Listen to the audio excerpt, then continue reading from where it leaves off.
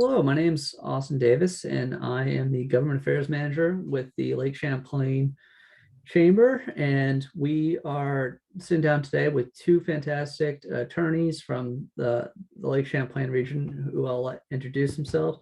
Um, and we're going to talk a little bit about some of the considerations and issues around forthcoming rule from federal government, from OSHA, on a vaccination mandate for federal contractors and employers with over 100 employees, as well as some other considerations for employers who might be interested in requiring a vaccine status or just want to navigate vaccines. So with that, I think I'll turn it over to Ben first if you want to introduce yourself, and then talk a little bit about the rule to come and when we might expect it. Although I don't think you have a crystal ball, you probably are wondering like many others. Yeah, thanks, Austin. It's great to be with you as well as with my colleague Kerin here. I'm Ben Travers. I work in the Labor and Employment Law Group at Downs Brackland Martin, and I'm glad that we're having this discussion again. Since the vaccines first came on the scene towards the end of last year, we've been getting questions from clients about, can we require that our employees receive the vaccine? And I believe that in one of these discussions, actually with you, Austin, in the chamber, we were talking about this a few months ago. And the answer to that question throughout that we've seen from guidance from the federal government through agencies like the Equal Employment Opportunity Commission is that yes, private employers can implement vaccine mandates, even when the vaccines were issued with emergency use authorization, a term that we all became familiar with for the first time. The EEOC said, yes, you can do it under those circumstances. And of course, now that a number of these vaccines are receiving full authorization from the FDA, the answer is still yes. And Vermont authorities as well have come out saying that they're following the same guidance that's been put out by the federal government on this. The reason why this question on vaccine mandates has come up again more recently is that the Biden administration announced a few weeks ago that they would be requiring that federal contractors with the federal government, as well as private employers throughout the country that have 100 or more employees, would have to implement a vaccine mandate.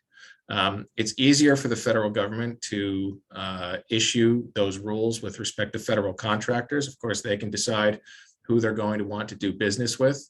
And for employers that have federal contracts under either the Davis-Bacon Act or the Service Contract Act, going forward, there will be provisions written into federal contracts that will lay out requirements as to employees having to be vaccinated under that. And in the guidance that we've seen thus far about federal contractors, it's not just employees that are working on the federal contract, but rather for a federal contractor, it's every employee that is in a work site that has federal contractors working there. So if you think about, even folks in the HR world, for example, they may not individually be working on a federal contract, but if they're working in a place of work where you have employees working on a federal contract, that the vaccine mandate will apply to them as well.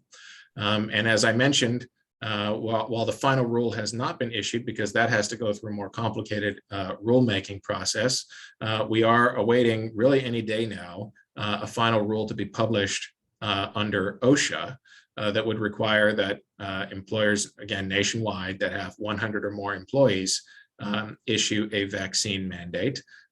We're anticipating that may be a vaccine or test mandate where employers would be able to comply with that by either putting a vaccine mandate into place or putting a testing mandate into place.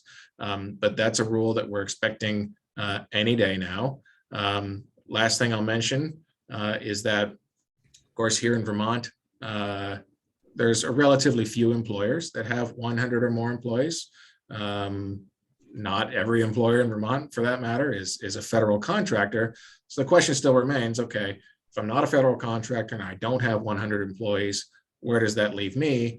And the answer to that is that it leaves you where you've been the last few months here, which is that it's your choice, really. Of course, there will be a number of other companies now that are implementing vaccine mandates, which perhaps makes the decision a bit easier, or certainly increases the peer pressure on employers to implement it in their own place of work. But the guidance is still out there that any employer, regardless of if you're covered under one of the federal mandates or not, could still implement a vaccine mandate, subject to a couple exemptions, right? Which is that you have to provide employees an opportunity to request a disability or religious-based accommodation.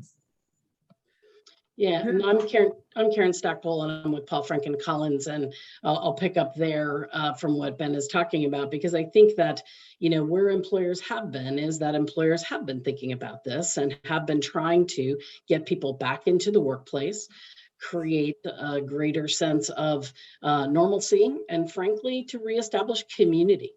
You know, sometimes when we think about the workplace, we just think about, you know, the actual work that has to be done.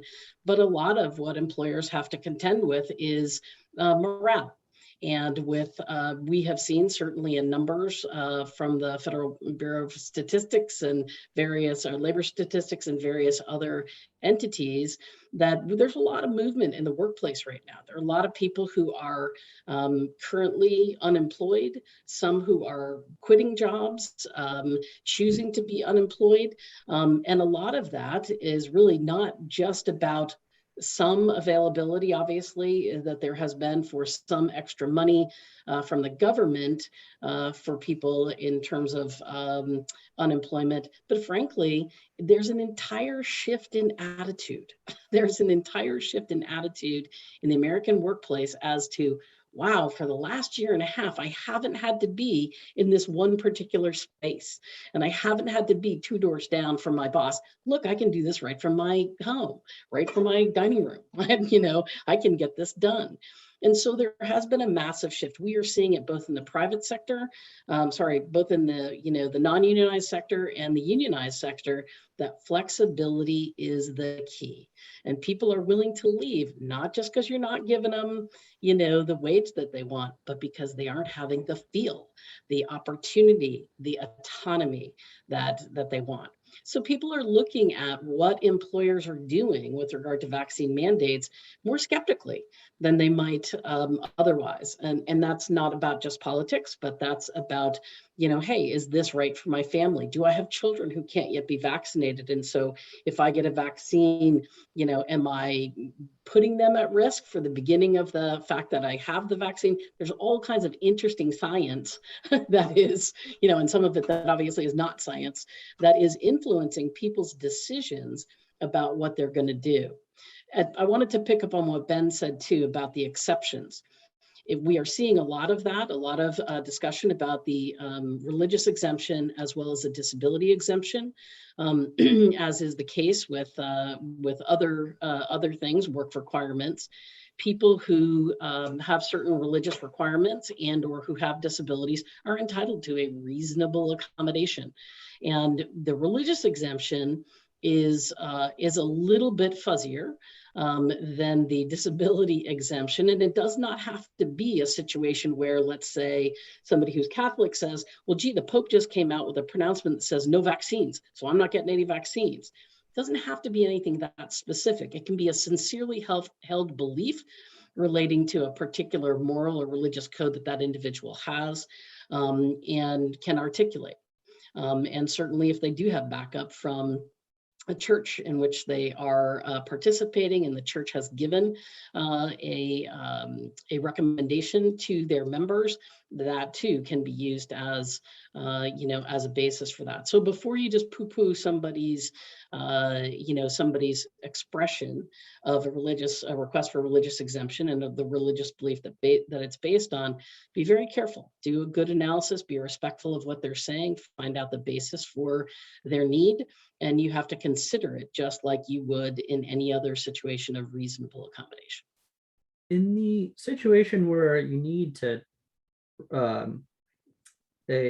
require reasonable accommodation for, let's say, a sincerely held religious belief, or maybe a medical reason as well, as that's one consideration.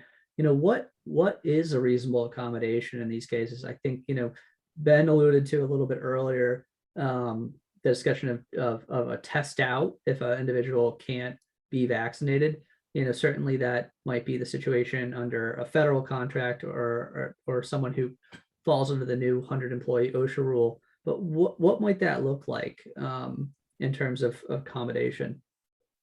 Accommodations can be a change in where you're doing your work, a change in how you're doing your work, or as you mentioned, testing. If I'm going to come into the office and my job requires me to come into the office, people are going to want to make sure that you are disease-free, if you will, you're COVID-free.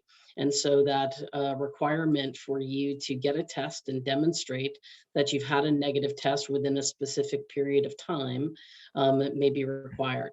But a lot of people are trying to vary schedules or place of work as potential reasonable accommodations, or certain functions like travel. Some people, still having to do travel for work, where it's some people are not doing that kind of travel. Ben, you may have other suggestions. I agree with everything that you said, Karen. What I would add is that when an employee presents with an accommodation request, which can really take any form, is an important reminder. It's not a requirement that an employee come forward with an accommodation request in writing. If it's something they mention in passing or verbally, or you hear it one way or another, the baseline requirement for an employer at that point in time is to engage the employee in some sort of interactive dialogue, some sort of interactive process, exploring first what's the scope of the accommodation that's necessary, what's the underlying reason.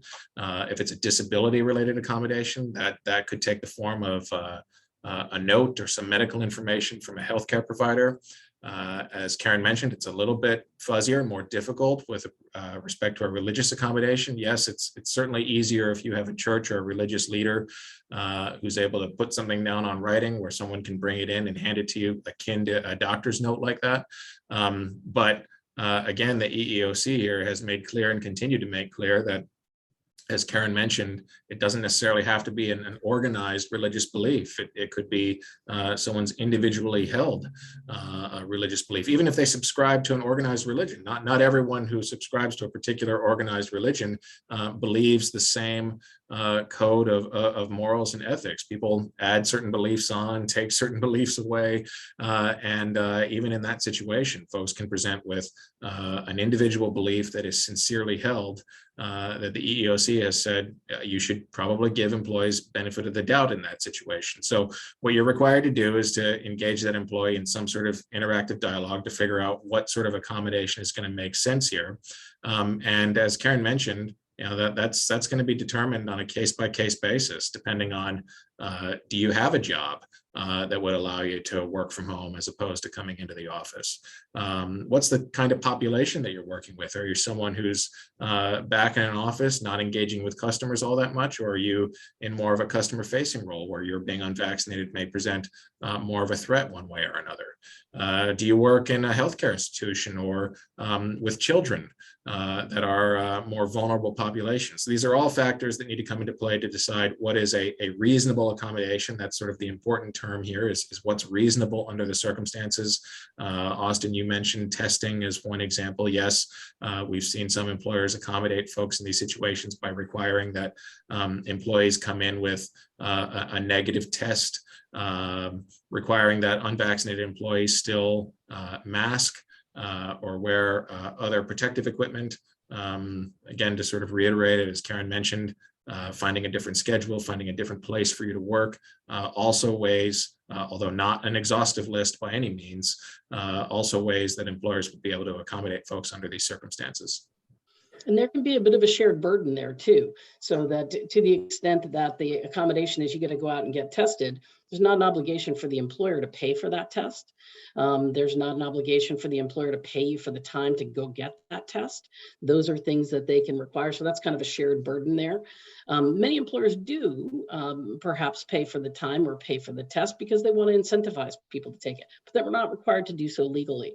We've also had situations where we have had employees who have to travel. Now, different states have different rules still about quarantine, et cetera, et cetera. So if I have to travel for my work, And the best answer is get vaccinated so that I can travel, without having to quarantine. If I refuse to quarantine and I have a religious exemption and or a disability exemption, then the question is, who bears that burden of me having to do a quarantine, even in the state that I go to, that I have to travel for work?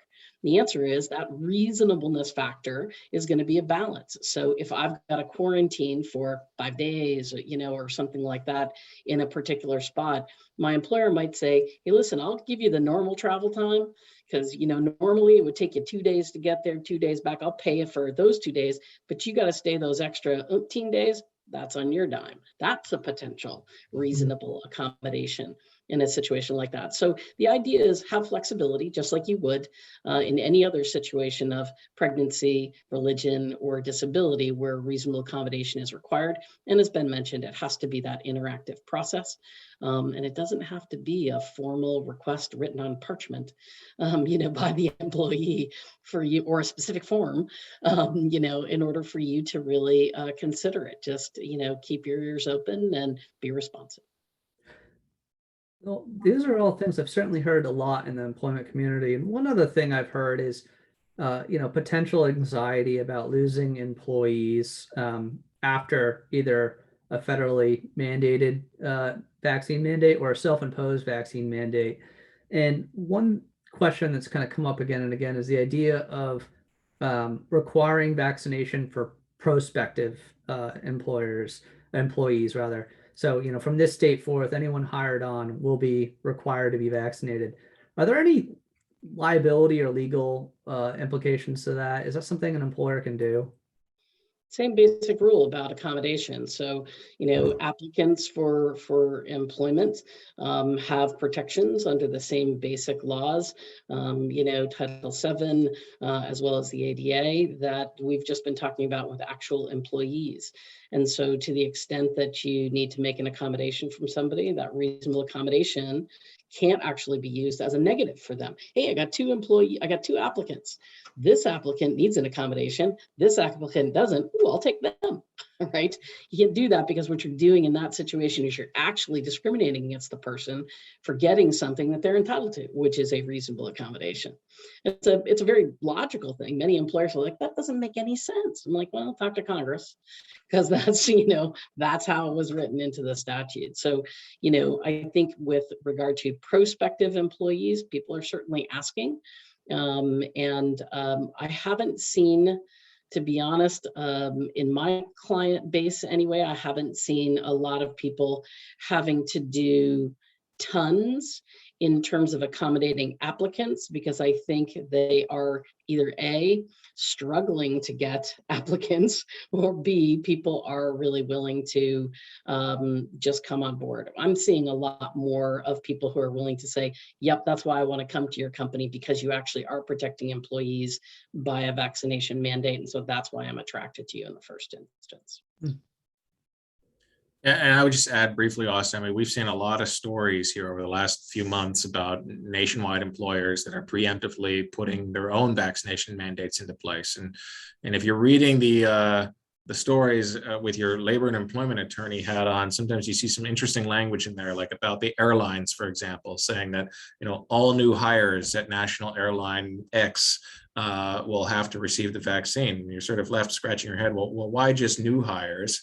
And again, putting my labor hat on, most of the airlines are unionized workforces, right? And new hires are not union members yet. So these airlines with unionized workforces, they can change the conditions of employment for new hires who aren't there yet without having to negotiate those terms with their unionized workforces. So I suspect that that's maybe one of the reasons you've seen that with nationwide employers is yes, we can put this into place right now with respect to new hires. We're probably still going to have to talk with our existing employees union to put a vaccine requirement into place for them, because it does impact and change terms and conditions of employment. There's in most contracts I'm familiar with in unionized workplaces, that's a provision that you're going to have to talk to the union about to put into place. But unionized or non-unionized, can you set a different requirement for prospective employees than current employees?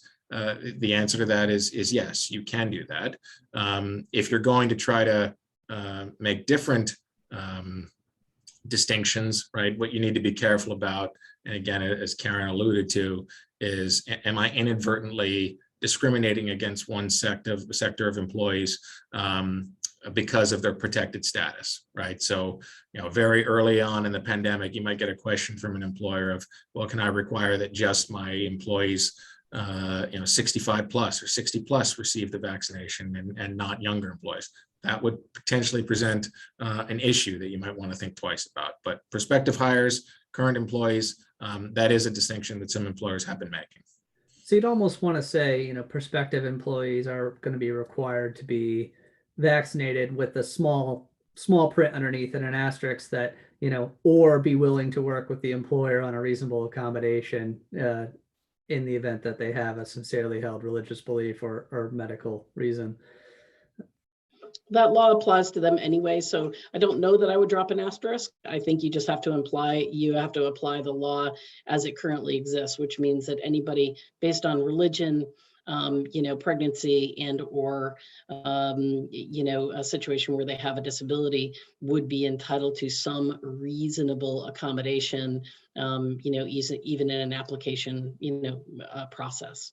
So employers, if somebody during that process says, well, I'm not sure I'm going to be able to do that, you would certainly say, well, that's going to be one of our qualifications. Is there something for which you would require a reasonable accommodation? You're welcome to talk to me about that, but you needn't disclose that if you don't think you're going to need it. So I think it would be handled during the hiring process. Any other considerations for folks who are attempting to navigate, what's the latest in the vaccine world and employment law? I think listening to your employees is important. You can tell a lot from, the tone. We're seeing certainly an increase in discrimination cases through the Attorney General's office and even private cases. And I think that uptick tells you that there's a lot of anxiety out there still about these issues. And so good communication with your employees, finding out what their needs are, making sure that you are able to meet those needs. And it may be temporary fixes, like letting somebody have some greater flexibility or something like that, something small that may help that employee say, okay, here's an employer who actually cares about what's going on with me right now, so I'm going to stay instead of go. Because we all know that finding and retaining really good quality employees is crucial. And in Vermont, we are heavily understaffed in many, many sectors. And so I think that relationship and paying attention to that relationship and communication with your employees is a really good practical, way to solve this problem, more so than just a legal solution, but it's a real practical way to handle it.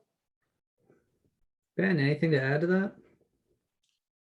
Well, Austin, I know that the Lake Champlain Chamber had put a survey out to members with respect to the vaccination issue, and you had shared with us a couple of questions, most of which we've touched on already. But just one other area that we haven't touched on yet is one of the Chamber's members had reached out with a question about is it enough for us to simply, if we implement a vaccination mandate, is it enough for us to simply have an employee sign off on an attestation that they have been vaccinated, as opposed to requiring that we receive a copy of their vaccination card?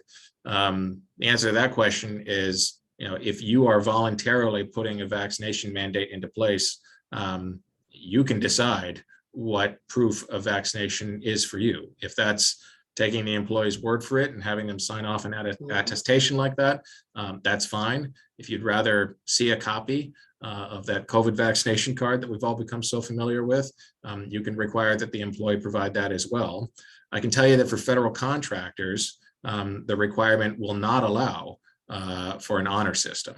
For federal contractors, the requirement is that employers will have to collect copies of vaccination cards. That can be a digital copy, and what that means is an employee can take a picture of it on their iPhone and email it in. That's fine, but you actually have to have a copy of that card or some other medical proof of being vaccinated. We don't know what the rule is going to say yet for these 100+ employee folks covered by the OSHA rule, but I would not be surprised if it was similar, requiring that employers actually have medical documentation on hand, either showing that the employee's been vaccinated, or for those employers that have chosen a testing option, assuming that that is what ends up in the final rule, an actual negative test, and not simply taking the employee for their word. And finally, there was another question from a member in the survey about how to treat this information from a confidentiality perspective. And the simple answer to that is no differently than you would treat any other medical information regarding an employee. The rules have not really changed around that. If we were talking to clients 2-3 years ago about collecting medical information related to a disability-based accommodation, there's rules under the Americans with Disabilities Act about that information needing to be confidential. Reminder, it's not HIPAA, right? So HIPAA is separate, patient privacy law. This is under the ADA confidentiality provisions. That copy of that medical card should be kept in a file separate and apart from the employee's personnel file, and really should be treated on a need-to-know basis, right? An employee's vaccination status is confidential information, and those supervisors who should be aware of which employees are vaccinated and which employees are not, again, should really be treated on a need-to-know basis. And be really careful about that information. It's a great point, Ben, that, a lot of times people will, I'm going to take that note. I'll take a copy of it and then I'll give it to HR. Don't worry, I will. But I still left the copy of that on my phone, as the supervisor. And that's what you don't want, because that supervisor, the whole point of putting it in a separate locked file, if you will, separate and apart from the employment file, is so that the employer isn't influenced by that information when it comes to doing evaluations or making decisions about that employee's employment. So making sure that frontline supervisors who may be taking that information understand that, take those things off their phones, or don't retain a copy. That's a really important piece too. Now, I don't want to take too much more of your time, but I do want to throw a slight curveball at you, because the question around attestation, we've obviously dealt with this in regards to also mask mandates within the workplace. And there was a time when employers could say, without being vaccinated, for example, you must be wearing a mask at all times. If you're vaccinated, there are instances you don't need to wear one. What happens then if an employer or a manager is under the assumption that an employee is vaccinated due to an attestation, but then through the course of conversation, an employee kind of says, yeah, I just said that, or they say that to another employee and it makes its way back to management. What is the recourse? What needs to be done in this situation to avoid liability for the employer? Well, the employer, first of all, has to follow, any mandates, obviously, if they have, in terms of having, vaccination of folks. But I think the bottom line is, like any other situation where an employee identifies for you that they are refusing to follow a rule, number one, you can require compliance. Gee, you told me that you were, now you're telling me you're not. I need to see proof that you are. The second thing is, obviously, bless you, if that person has in fact lied to you, if that person has misrepresented themselves or their status, they've essentially breached a work rule, and they have been insubordinate, certainly, to their supervisor. And that misrepresentation could be, and again, not suggesting that everybody requires cause to discipline people, but it would give you reason to have a situation where you could discipline that person up to and including termination, particularly where dishonesty exists. Well, this has been incredibly helpful, and these are all very tricky conversations to have with folks, especially in the context of our tight and ever-changing labor market. I guess would there be just, you folks spend a lot of time with a lot of employers ranging in size and all around the region. Is there anything before we let you go that you've been seeing that is of interest to you, or you feel like folks should be paying more attention to? I mean, Karen mentioned it earlier, but I mean, we've all seen it. We've been talking about it in the other meetings that we've had with you, Austin, but everything has changed. We all had capabilities a year and a half plus ago to Zoom and to Teams and to work from home. But in my own line of work, that was the exception to the norm, right? And this pandemic has now sort of fast forwarded all of us into the future. We're talking to you on Zoom right now. I mean, this is what, the fourth or fifth Zoom call I've had today already. I mean, this is the norm. I happen to be in the office today. It looks like Kerin may be at home. Austin, you may be at home or in the office. I mean, this is the norm now, right? And I would say that particularly now, as there seems to be a labor shortage, we're now using this term, the Great Resignation, among other reasons, as to why there seems to be a labor shortage, really across all sectors. It seems, employees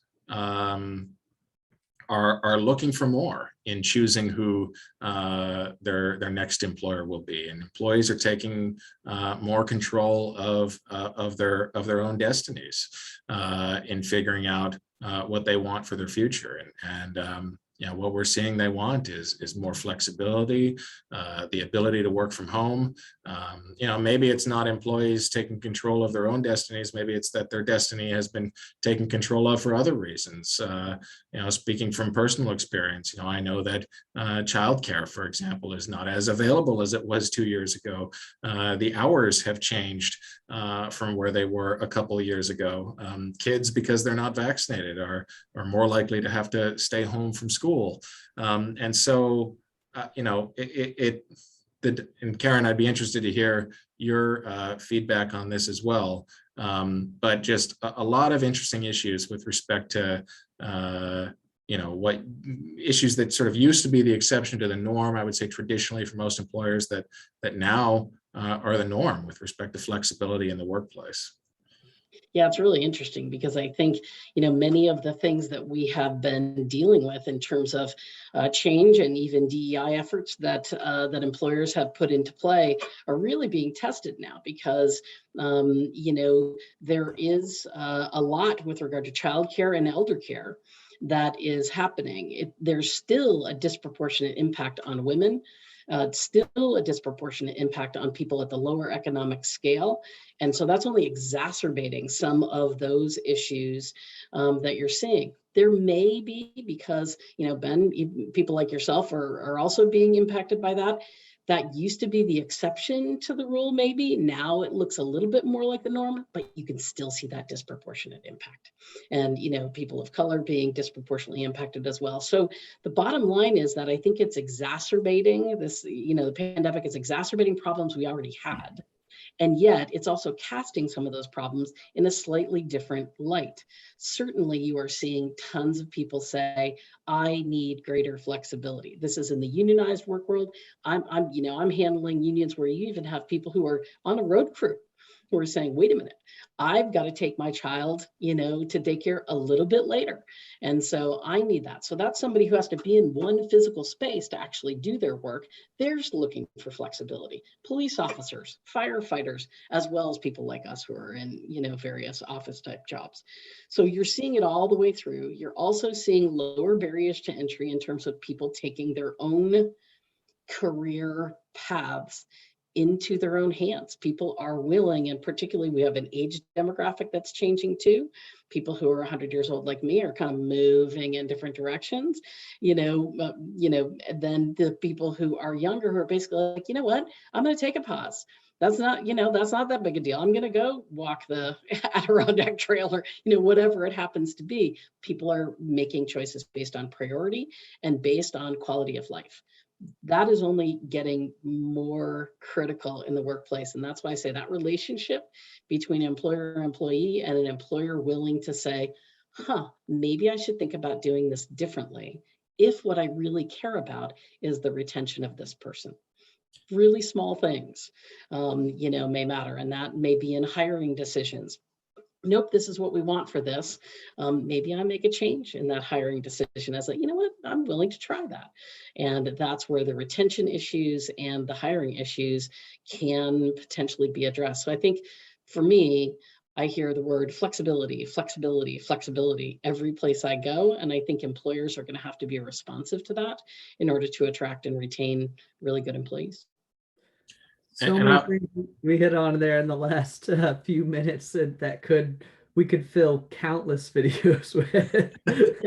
Well, I will if I could just add one quick thing, Austin, which is that as we're talking about flexibility, and just to jump back into the legal weeds a little bit more, a few years ago, Vermont passed its own paid sick leave law, which requires that employees, are entitled to take time off up to a certain amount for their own illness, to care for a family member who's ill, or to care for a family member whose school or place of care for an elder care situation is closed because of public health or safety reasons. When that law first came out, that last one, we thought, oh, they're talking about snow days, which I think is what they were talking about for the most part. We had no idea that the pandemic was on the horizon, but here we are. And in that law, there's also an anti-retaliation provision that's built in. So if an employee is asking to take time off for their own illness, to care for a family member, or because their family member's place of care is closed, again, they are entitled to that time, assuming that they have time available. And we just saw one of the first jury verdicts come down on a case alleging retaliation under the Paid Sick Leave Act. And that jury returned a verdict in favor of the plaintiff in that case of over $3 million. It was a record-setting verdict here in the employment world in the state of Vermont. Now, the facts of this case are different than you'll see in most workplaces. Fairly egregious situation involving circumstances that predated the pandemic, but I'm sure employers find themselves in hard places right now, especially with the labor shortage, where someone comes to them and says, I'm sorry, I can't come in today again because my kid's school or daycare is closed, or because I'm not feeling well and it's just the right thing to do for me to stay home, or what have you. I'm sure employers find themselves in tough situations where they're saying, that's really hard because we're already short-staffed as it is, and how are we going to proceed from here? And it's important to remember that fact. I've been reminding folks of it recently with that recent huge verdict that came down, that the Paid Sick Leave Act here in the state has taken on a different form now as this pandemic continues, and a good reminder for folks going forward. So thought we'd end on that happy note here, Austin.